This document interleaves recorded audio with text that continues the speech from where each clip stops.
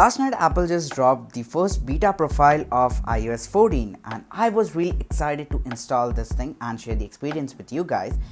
There has also been many things that have been added to almost all the iPhones and including older models such as iPhone 6, S and later. So let's quickly jump into the video and check out what's new.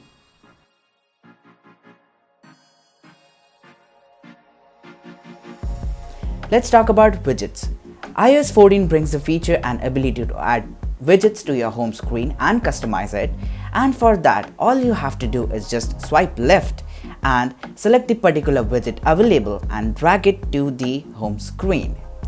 And if you can't find the widget of your favorite app, then you can add a new one by clicking on the plus icon. Here's a quick tip. The best widget so far is the Smart Stack. And the reason is that because this widget gets updated as the time passes through the day, and it can also be updated manually. Say hello to a whole new Siri, which is now smarter, better and smaller than ever. So now whenever you say hey Siri, it will show up with a new look as well as it's now more responsive than before. For those of you who have a lot of apps on your iPhone, App Library has got your back. What it will do is just simply group the apps with similar utility or type, and it will make it easier to access them, which is really cool and really unique. And to be honest, it's one of my favorite features of iOS 14. Picture in Picture.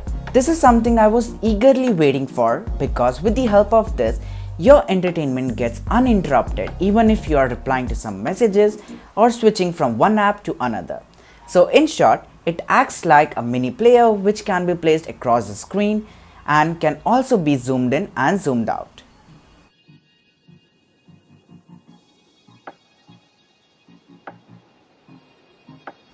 Inline Reply. One of my favorite additions to the messages because of iOS 14 is the ability to give inline reply to specific messages by simply clicking on that particular message and clicking on reply. So this will create a thread of replies for a particular message.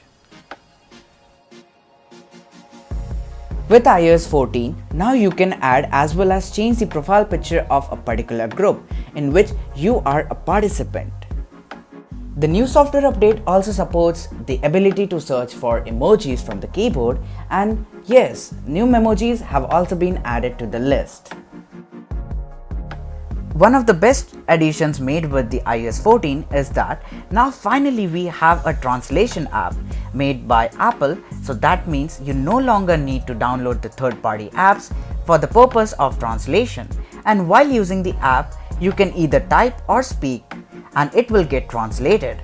Also, you can change the language in which the particular word or phrase should be translated from the given below languages. When we are talking about the new things that have been added with the update of iOS 14, then we can't forget the new incoming call animation, which initially shows the preview and gets expanded when clicked upon. So that's a wrap for this week's video. I hope you liked it. So if you did, then don't forget to drop a like and subscribe to this channel for weekly Apple related content. And catch you guys in the next one. Till then, peace.